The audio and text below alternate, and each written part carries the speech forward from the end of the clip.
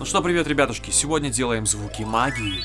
Рассмотрим такие примеры, как Divinity Original Sin, The Queenfall и Warcraft. Будет очень интересно, но немного больно. Погнали!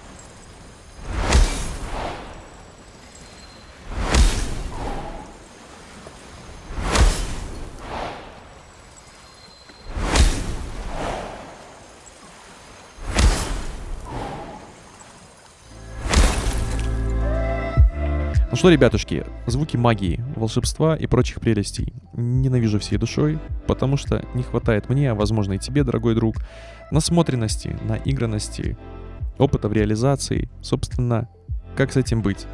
Выходить из зоны комфорта, играть в это, слушать как можно больше и, соответственно, делать. Чем мы сейчас и займемся. Итак, на повестке дня у нас есть 3 сцены из 3 разных игр. И первая — это Divinity Original Sin. Никогда в нее не играл, попалась чисто в подборке каких-то фэнтези-РПГшек. Ну и чё, есть игрушка неплохая, вроде как неплохо. Задача наша на сегодня — озвучить вот такой магический электрический выстрел в паука.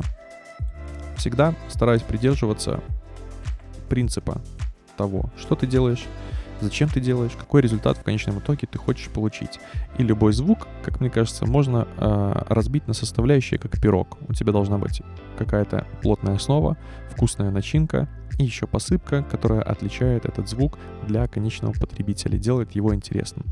Но чтобы наш выстрел не был в вакууме, мы его поместим в небольшой эмбиент хотя бы, как велел сенсей. У нас есть дождик, и есть соответствующие вспышкам наши звуки молнии. Все, на этом достаточно. Дальше разбиваем наши действия на составляющие. Первое — это наше зарождение, наш старт. Вот мы топнули, в руке что-то там зашевелилось, замахнулись, выстрелили, оп, все, дальше идет постэффект. Собственно, так и делаем. У нас есть старт, который в себе и имеет как раз-таки немножечко магической составляющей, вот этот замах, наш электрический топ, мелкие фракции и затем уже непосредственно замах перед выстрелом. Переходим к самому шоту. Делаем микропаузу, чтобы добавить как раз-таки хлесткости и панча нашему выстрелу. Здесь мы добавляем немножко сайфайного такого эффекта. В уш. Большое электричество. Прям, чтобы сказать, как мы мощно ему зарядили. Низкочастотный такой, чтобы его еще больше раздуть. И непосредственно сама вот эта наша плотная начинка, фракция наша, которой мы нашего паука долбим. Дальше здесь играемся с позиционированием звука, потому что тоже важно в такого рода играх, на мой взгляд. У меня нет достаточного опыта, это сугубо мое личное заключение. Нужно понимать, какую составляющую звука ты хочешь направить непосредственно в картинку, а какую ты хочешь как эффект разнести в ушки нашего зрителя, чтобы он почувствовал объем и пространство. То есть здесь, соответственно, мы играемся. Что-то делаем поуже, что-то направляем по движению. И здесь, по-моему, у меня даже где-то есть автоматизация небольшая по движению. А вот я, собственно, общую здесь ее и делал. Здесь по громкости и все. Ну и хватит. И также после самого выстрела у нас есть постэффект, когда мы уже выключаем это электричество. Промахнулся. Вот. И забрали его. Немножко еще оживим нашего паука, потому что вокруг него там какой-то дрон летает и остатки точно так же искрящегося электричества.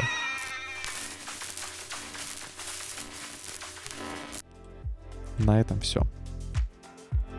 Что касается следующей сцены. Это The Queenfall. Очень, кстати, красочная игрушка, и мне понравилось. Действуем по той же схеме. Добавляем немножко атмосферы. Шаги нашего героя. И дальше у нас здесь две части магической составляющей. Это магия льда и магия огня. Вот мы тут замахнулись, прям сделали по красоте. И дальше выпустили нашего дракона. Магия льда. Аналогично мы ее разбиваем на часть зарождения, на часть воспроизведения магии. Зарождение у нас все детально и просто. Это будет просто вуш. Низкочастотный вуш и немножко магии. Потому что у нас летают какие-то такие вот кристаллики, как льдинки. Также делаем микропаузу. И дальше идет непосредственно наш уже хит. Но здесь хотелось сделать эффект не тыщ, а ву. Прям, чтобы показать вот эту резкую волну, как он прям снес и заморозил там все к чертям. Готовленных треков. И добавил вот сюда еще кик, но обрезал фейдом у него атаку, чтобы он делал ву. Чтобы получился как раз таки хлест. А дальше добавляем уже вкусную нашу начинку и посыпочку. Это лед. Мелкие фракции.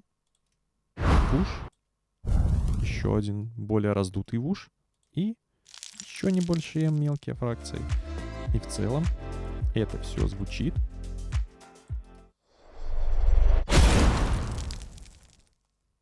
По-моему, неплохо. Теперь магия огня. Магия огня у нас немножко посложнее. Нужно поиграться. Потому что он вот со своим змеем, помимо того, что он взлетает и выпускает вот это, всю эту красоту, здесь я решил это следующим образом. Во-первых, у нас есть автоматизация просто по громкости вот такого интересного звука. Вот он просто шипит, но если мы начинаем с ним играться,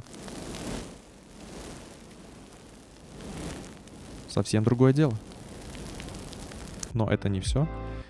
Нам нужно, помимо того, что мы подчеркнули еще такими огненными вушами действия нашего главного героя,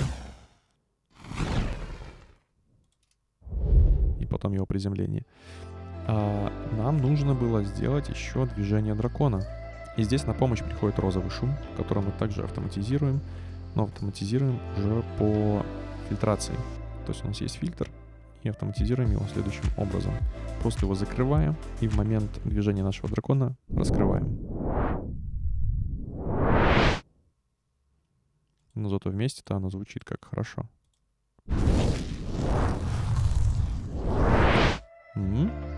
Дальше просто начинаем подмешивать все, что нам хотелось бы, чего нам не хватает. Еще огня. Немножко в уши на движение. Это взмах нашей руки, когда мы отправляем его в землю. Это реверснутый кик. И еще один кик без атаки, чтобы опять же добавить вот эту класс. Дальше разлет наших всех искр, пламени огня и мелких фракций. Дальше это уже работа была с драконом, чтобы дополнить картину. Кстати, с драконом здесь интересная тоже вещь. Опять же, мы берем звук.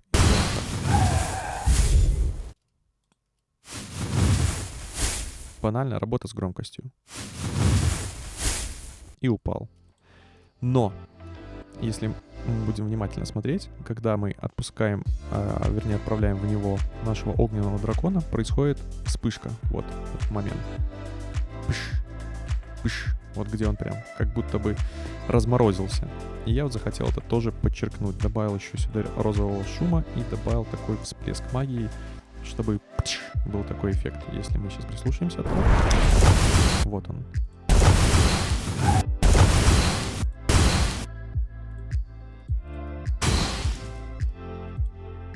Детальки. Важно не упускать. Сам последний момент я на это обратил внимание.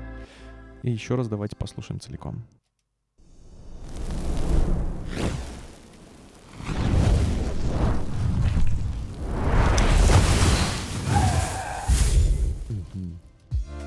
Чего не хватает? В какой-то момент я решил, что мне не хватает как раз-таки атмосферы волшебства. Не в движениях, а в самой атмосфере. И просто на серуме я решил прописать вот такую вещь.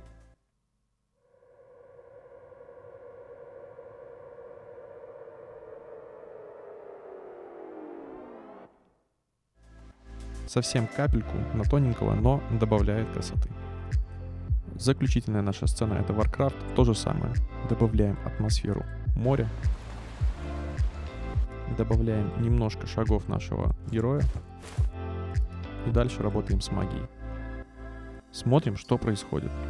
У нас есть замах небольшой. У нас есть момент приготовления, где он кошеварит вот эти все волшебные снежинки. Дальше он их запуляет в наш объект. И дальше происходит встреча его, этого айсбола с объектом. То же самое действуем по очереди. Процедура старта у нас. У нас есть небольшой вуш, когда он...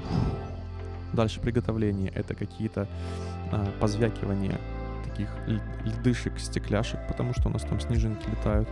И немножечко атмосферы. Окей.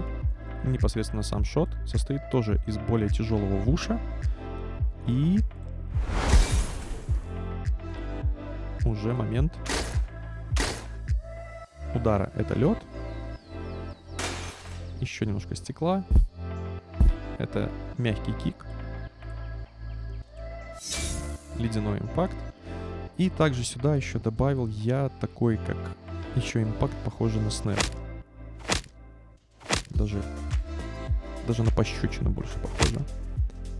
Но вместе звучит оно не тяжело, но в то же время такой легкий панч чувствуется. И еще раз вместе послушаем это без атмосферы.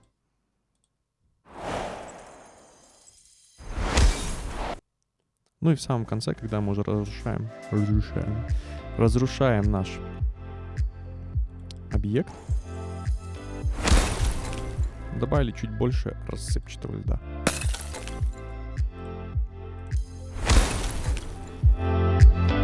Ну что, на этом у меня все. Не бойтесь выходить за рамки своей зоны комфорта. Старайтесь, экспериментируйте, делайте что-нибудь новенькое. Расскажите, что вам понравилось, что вам не понравилось, чтобы вы сделали иначе. Всех люблю, всех целую, обнял. Пока, увидимся.